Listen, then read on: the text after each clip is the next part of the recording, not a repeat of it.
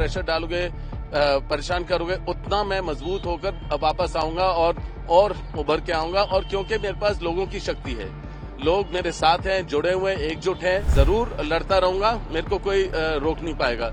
ये जो ईडी का जो ये समन है, ये सारा 2019 में बात हो चुकी है। बिल्कुल है पॉलिटिकल वेंडेटा, दुरुपयोग हो रहा है एजेंसियों का, गलत है। क्या भरोसा रखेंगे एजेंसियों का? अगर मतलब कि जब भी अगर कोई उम्मीदवार होता है पूरे देश में सीएम बनने का, या मतलब कि कोई पार्टी अच्छी कर रही है, तो उनके पीछे पड़ जाते हैं।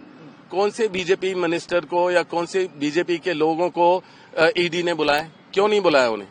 सवाल तो पूछो ना कि ईडी बीजेपी वाले क्या बिल्कुल सब ठीक है या उनके ऊपर कोई आरोप नहीं है? आरोप 10 हैं, पर मतलब गलत है कि ऐसे लोगों को परेशान करना, प्रेशर करना।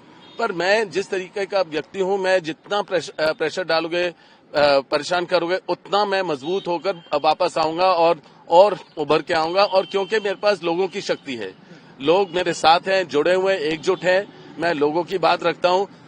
जो भी अन्याय लोगों के साथ होता है इस पार्टी के द्वारा, मैं उनकी बात बुलंद करता हूं और अन्याय के खिलाफ हूं मैं, और मैं जरूर लड़ता रहूंगा, मेरे को कोई रोक नहीं पाएगा।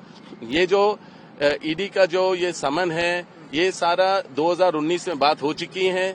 जो भी सवाल थे पहले दे चुका हूं, कोई बड़ी बात नहीं है, कोई नई बात नहीं है, और मैं किसी चीज से अवॉइड नहीं कर रहा हूं, सारे सवाल के जवाब दे रहा हूं। तो मैं तो बिल्कुल हर चीज स्पष्ट हो गया है। राजनीतिक प्रचार है बीजेपी का कि चार्जशीट दिया सोने जी राहुल को, मुझे बुलाया उसी दिन, तो ये दिखा रहे हैं मीडिया के द्वारा कि हम लोग कुछ गलत कर रहे हैं। ये कोई जनता जागरूक है, सब जानते हैं, सब समझते हैं। इन चीजों से कोई मतलब नहीं बनता है, इन चीजों से और हम मजबूत बनते हैं, और कुछ नहीं है। कोई इसका कुछ नतीजा नहीं निकलेगा, क्योंकि है ही नहीं कुछ। अगर ये फेक कुछ करना चाहेंगे, जो गलत करना चाहेंगे, दिखाना चाहेंगे, उससे मैं मतलब कि उसको मैं कंट्रोल नहीं कर पाऊंगा। पर असलियत कुछ भी नहीं है, असलियत में कुछ भी नहीं है उनके पास। सर, राजनीति में आप एक्टिव राजनीति में आने की आपकी बातें होती है, आपको लगता है कि इस वजह से ये चीजें? बिल्कुल। जब भी अगर मैं कदम रखूंगा राजनीति में, जो सब लोग चाहते हैं, तो उनको लगेगा या तो परिवारवाद की बात करेंगे, या मतलब कि ईडी का इस्तेमाल करेंगे, गलत इस्तेमाल करेंगे, वही बात है और कुछ नहीं है। आप देखेंगे हालांकि 1 हफ्ते 10 दिन पहले जब मैंने अपने सोशल मीडिया के द्वारा अपने मैसेजेस दिए, जो माइनॉरिटीज के साथ अत्याचार हो रहा है उसके बारे में जिक्र की, तब से ये मेरे परेशानी शुरू हुआ है, और कोई बात नहीं है। जब से मैंने बोला है लोग चाहते हैं मैं आऊं राजनीति में, तब से ये परेशानी शुरू हुई है।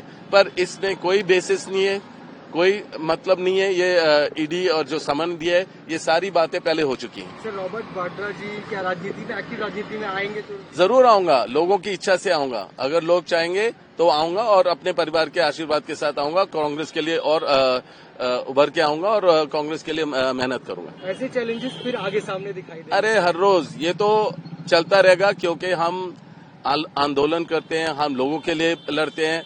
जो भी अन्याय हो रहा है उसके आगे खिलाफ हैं, और हम आगे लड़ते रहेंगे, तो ये चलता रहेगा। सर, आखिरी सवाल, केस को लेके क्या कहना चाहेंगे? तीसरे दिन भी आपको बुला रहे, तो केस ये देखो, ये अंदरूनी बातें हैं, ये मैं कोई विशेष टिप्पणी नहीं दे पाऊंगा, क्योंकि मतलब कि अभी केस चल रहा है, जो भी इंटेरोगेशन चल रहा है, बस यही है कि वही पुराने सवाल है। ये 2019 में दे चुका हूं, कोई बेसिस नहीं है, कोई चीज गलत नहीं हुई है। मेरे को क्लीन चिट बीजेपी के मिनिस्टर ने, चीफ मिनिस्टर ने, खट्टर जी ने मेरे को क्लीन चिट इसी केस में पहले दे चुके हैं 2 बारी। तो किस लिए बुलाया ये, और उसी दिन चार्जशीट करना, तो ये बिल्कुल एक राजनीतिक प्रचार है बीजेपी का, और दुरुपयोग है ईडी का। धन्यवाद जी।